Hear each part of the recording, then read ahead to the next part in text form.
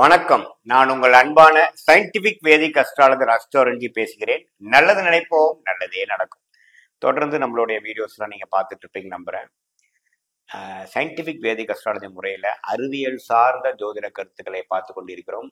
எப்படி நம்மளுடைய பூர்வ புண்ணிய பாவ புண்ணியங்கள்லாம் எப்படி நம்மளுடைய இப்போ பறக்கக்கூடிய வாழ்க்கையில நல்ல ஒரு சம்பவங்களாக, சாதகமான சம்பவங்களாக, சாதகமற்ற சம்பவங்களாக உருவெடுக்கிறதுங்கிறது ஒளி தத்துவ பிரகாரம் எப்படி வேலை செய்யுதுன்னு நம்ம பார்த்து கொண்டிருக்கிறோம். அந்த அடிப்படையில பாத்தீங்கன்னா இந்த வீடியோல ஜனவரி 2025 தனுசு ராசிக்காரர்களுக்கு எத்தகைய ஒரு மாதமாக இருக்க போகிறது அப்படின்னு நம்ம பார்க்க போறோம். 2025 ஆங்கில புத்தாண்டோட முதல் மாதம் வருகிறது ஜனவரி மாதம். அந்த ஜனவரி மாதத்துல எந்த மாதிரி விஷயங்கள் அமையுதோ அது பொறுத்துதான் அடுத்த வரக்கூடிய மாதங்கள் அந்த வருஷத்துக்கே ஒரு அடித்தளமா அமையுதுங்கிறது எல்லாத்துக்கும் தெரியும். ரொம்ப முக்கியமான ஒரு மாதமாக இருக்கிறது. அந்த மாதத்தில் பாத்தீங்கன்னா எப்படி ஆண்டு கிரகங்கள் இருக்கிறது, மாத கிரகங்கள் இருக்கு, அது தனுசு ராசிக்காரர்களுக்கு எத்தகைய ஒரு தாக்கத்தையும் ஒரு மாற்றத்தையும் கொடுக்க வல்லதாக இருக்கிறதுங்கிறத நம்ம கொஞ்சம் டீட்டெயிலே பார்ப்போம். அதுக்கு முன்னாடி இந்த சேனல் ஃபர்ஸ்ட் டைம் வரவங்க மறக்காம சப்ஸ்கிரைப் பட்டன் கிளிக் பண்ணுங்க. ஸோ தட் தொடர்ந்து உங்களுக்கு வர வேண்டிய காணொலி உங்களை சேர்ந்தடைந்து நீங்கள் பலனளிக்க முடியும். சரி, இப்ப பாத்தீங்கன்னா தனுசு ராசிக்காரர்களுக்கு இப்ப கிரக அமைப்பு எப்படி இருக்குன்னு பார்த்தா, ஆண்டு கிரகம் என்று சொல்லப்படுகிற குரு 6ஆம் இடத்திலே நீடித்திருந்து 12ஆம் இடத்தையும் 2ஆம் இடத்தையும் 10ஆம் இடத்தையும் பார்க்கிறார். அதே சமயத்துல ராகு 4ஆம் இடத்திலும் கேது 10ஆம் இடத்துல குரு பார்வை பெறுகிறார். சனி 3ஆம் இடத்திலேயே நீடித்திருக்கிறார். ஸோ ஆண்டு கிரகத்தில் எந்த மாற்றம் இல்லைங்கிறது தெரியும் நமக்கு. மார்ச் ஏப்ரல் மேக்கு அப்புறம் தான் சனி பயிற்சி, ராகு பயிற்சி, குரு பயிற்சி நடக்குதுங்கிறது நம்ம பாக்குறோம். சரி, இப்ப மாத கிரகங்கள் எப்படி இருக்குன்னு பார்த்தா, ராசி அதிபதி ஆகிய தனுசு ராசி அதிபதி ஆகிய குருவே பாத்தீங்கன்னா 6ஆம் இடத்துல நீடித்திருக்கிறார். இன்னுமே சுப விரயங்கள், டிராவலிங்கு, நிறைய குடுக்கல் வாங்கல விஷயங்கள், ஒரு இடம் வாங்குறது, விற்கிறது, பிசினஸ்ல வர்த்தகம் அதிகமா பண்றது, அதர் பீப்புள்ஸ் மணியில கொஞ்சம் முன்னேறுறது, கடன் வாங்குறது, கடன் அடைக்கிறது, அது மாதிரி விஷயங்கள்லாம் அதிகமாக ஒரு கடந்த 7-8 மாசமாவே தனுசு ராசிக்காரர்களுக்கு குரு 6ஆம் இடத்துக்கு 12 கனெக்ட் பண்ணி 2, 10 கனெக்ட் பண்ணி இது மாதிரி நிறைய தொழிலதிபர்கள், இம்போர்ட் எக்ஸ்போர்ட் பண்றவங்களுக்கு எல்லாம் நிறைய அது மாதிரி கொடுத்துட்டு இருந்தது. இப்ப அது அப்படியே நீடித்திருக்கக்கூடிய அமைப்பு தான் இருக்கு. ஆனா ஒண்ணுமே மாற்றங்கள் அதுல இல்ல. பட் மாத கிரகமாகிய செவ்வாய் எப்படி இருக்குன்னு பாத்தீங்கன்னா 8ஆம் இடத்திலே நீடித்திருக்கிறார். 8ஆம் இடத்துல நீடித்திருக்கிறது பாத்தீங்கன்னா ஒரு மாதிரியான உடம்பு ரீதியான விஷயங்கள், ஹெல்த் ரீதியான விஷயத்துக்குலாம் கொஞ்சம் கேர்ஃபுல்லா இருக்க வேண்டிய அமைப்பு இருக்கு. டிராவலிங்ல கொஞ்சம் கேர்ஃபுல்லா இருக்கணும். குழந்தைகள் விஷயத்துல கொஞ்சம் பார்த்து பண்ண வேண்டிய விஷயங்கள் இருக்கு. திடீர்னு உடம்பு படுத்திருச்சுங்க, ஒரு அலர்ஜி ஆகி கொஞ்சம் கஷ்டப்பட்டேன், ஒரு ஃபுட் பாய்சன் ஆயிடுச்சு, அடி வயிறுல கொஞ்சம் டைஜஷன் இஷ்யூஸ் கொஞ்சம் பாதிக்கப்பட்டங்கிற மாதிரி விஷயங்கள்லாம் கொடுக்கக்கூடியதாக இருக்கிறது. ஒரு மாதத்தின் இறுதி 3 நாட்கள் அவர் ராசி மிதுனத்துக்கே போய் ராசியை பார்க்கறதும் ஒரு நல்ல விஷயம்தான். ஸோ முதல் 3 வாரம் ஹெல்த் விஷயங்கள்லாம் கொஞ்சம் கேர்ஃபுல்லா இருந்துக்கணும். குடுக்கல் வாங்கல், போக்குவரத்து எல்லாத்துலயுமே கொஞ்சம் கேர்ஃபுல்லா இருந்துக்கிறது நல்லது.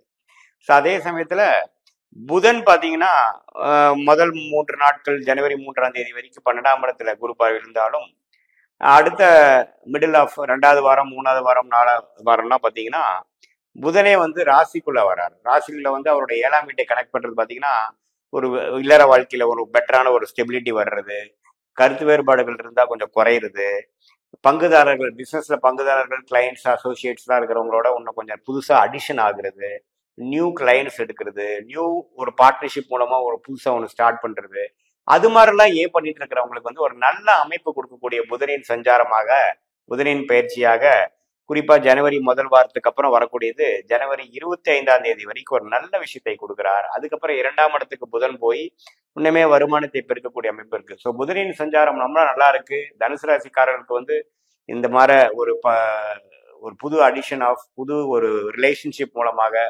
ஒரு டெவலப்மெண்ட் பிசினஸா இருக்கட்டும், வேலையா இருக்கட்டும், எல்லாத்துலயுமே ஒரு பெட்டரா வரக்கூடிய அமைப்புகள் கண்டிப்பாக உண்டு. சரி, சூரியன் பாத்தீங்கன்னா தை மாசத்துக்கு அப்புறம் மகரத்துக்கு மாறுறாரு. அது வரைக்கும் முதல் 2 வாரம் தனுசு ராசியிலேயே இருக்கிறார். ஸோ சூரியன் ராசியிலேயே இருக்கிறது தவறு இல்லை. ஏன்னா அவர் ராஜயோகாதிபதியாக செயல்பட போகிறார். 2ஆம் இடத்துக்கு போறதும் நிதி நிலைமை, பண விஷயத்துக்கு நல்லது. ஸோ அடுத்த கடைசி 2 வாரத்துல பாத்தீங்கன்னா வரவேண்டிய பணம்லாம் கொஞ்சம் வரக்கூடிய அமைப்புகளும், ஏன்னா புதனும் பாத்தீங்கன்னா கடைசியா 2ஆம் இடத்துக்கு போறார். ஸோ வரவேண்டிய பணம், நிதி நிலைமை எல்லாமே கொஞ்சம் கையோங்கி இருக்கிறது பாத்தீங்கன்னா ஜனவரி 3வது வாரத்திலிருந்து பார்க்கலாம். அது வரைக்கும் பாத்தீங்கன்னா ஒரு மாதிரியான ஒரு ஃபவுண்டேஷனை கொடுக்கக்கூடிய சில காரியங்கள் செய்து காட்டக்கூடிய அமைப்புகள் கண்டிப்பாக முதல் 2 வாரத்துக்கு இருக்குதுங்க. இப்போ சுக்கிரன் பாத்தீங்கன்னா 3ஆம் இடத்திலே கும்பத்திலே நீடித்திருந்து ஒரு மாதிரியான ஒரு சுமாரான பலன்கள் கொடுக்கிறார். நட்பு வீட்டில தான் சுக்கிரன் இருக்கிறார், சனியோட சேர்ந்து இருக்கிறார். அதே சமயத்துல ஒரு மாசத்தின் கடைசி வாரமாகிய ஜனவரி 27, 28க்கு அப்புறம் மீனத்துக்கு போய் 4ஆம் இடத்துக்கு ஆகி 10ஆம் இடத்துக்கு கனெக்ட் ஆகிறார். ஸோ ஒரு மாதிரியான ஒரு ஒரு வீட்டுக்கு வேணுங்கிற ஒரு வசதியான பொருட்கள் வாங்குறது பண்றது, ஒரு வசதிப்படுத்திக்கக்கூடிய வண்டி வாகனத்தை கொஞ்சம் மாத்துறது பண்றது, ஆல்ட்ரேஷன் பண்றதுங்கிற மாதிரி சில சுப விஷயங்கள் கொடுக்கக்கூடிய அமைப்பு இருக்கு. ஜென்ரலா பார்க்கும் பொழுது சூரியனோட சஞ்சாரம், புதனின் சஞ்சாரம், சுக்கிரன், செவ்வாய் எல்லாமே ஓரளவுக்கு சாதகமான விஷயங்கள் இருக்கு. இது செவ்வாய் 8ஆம் இடத்திலே நீடித்திருக்கிறது பாத்தீங்கன்னா ஹெல்த் ரிலேட்டடான விஷயங்கள், பேச்சு விஷயங்கள், கம்யூனிகேஷன் விஷயங்கள், அதே சமயத்துல பாத்தீங்கன்னா குழந்தைகள் விஷயத்துல கொஞ்சம் கேர்ஃபுல்லா இருக்கக்கூடிய அமைப்புகள் இருக்கு. உடம்பு வந்து கொஞ்சம் நம்ம சூடு ஏறாதம பார்த்துக்கணும். நம்ம ஒரு ரிச் ஃபுட்டா சாப்பிட்டு நம்ம வந்து அலர்ஜிக்கா பண்ணிக்க கூடாது. அந்த விஷயத்துல கொஞ்சம் கவனமா இருக்க வேண்டிய அவசியம் தனுசு ராசிக்காரர்களுக்கு இருக்குங்கிறது நீங்க தெரிஞ்சுக்கணும். மற்றபடி பாத்தீங்கன்னா 2025 மார்ச் ஏப்ரலுக்கு அப்புறம் வரக்கூடிய அந்த ராகு பயிற்சி, குரு பயிற்சி, சனி பயிற்சிக்கு வேணுங்கிற ஃபவுண்டேஷனான விஷயங்கள் சிலதெல்லாம் மாத்தி கொடுக்கக்கூடிய அமைப்பு இருக்கு. இது வரைக்கும் 3ஆம் இடத்து சனி வந்து 4ஆம் இடத்துக்கு மாதிரி அடுத்த வாழ்க்கையில வந்து உனக்கு விறுவிறுப்பா செயல்படக்கூடிய விஷயங்கள் முடியுது. ஹனிமூன் பீரியட் முடிஞ்சு இப்போ அடுத்த கட்ட வாழ்க்கையில் வேணுங்கிற டெவலப்மெண்ட்டுக்காக முயற்சிகளும் ரிஸ்க் எடுக்கக்கூடிய பருவம் வந்து மார்ச் ஏப்ரலுக்கு அப்புறம் வர்றது வேணுங்கிற ஒரு ஃபவுண்டேஷனான சில விஷயங்கள், அடிப்படையான சில விஷயங்கள் செய்து கொள்ளக்கூடிய ஒரு மாதமாக தனுசு ராசிக்காரர்களுக்கு ஜனவரி மாதம் வருகிறது.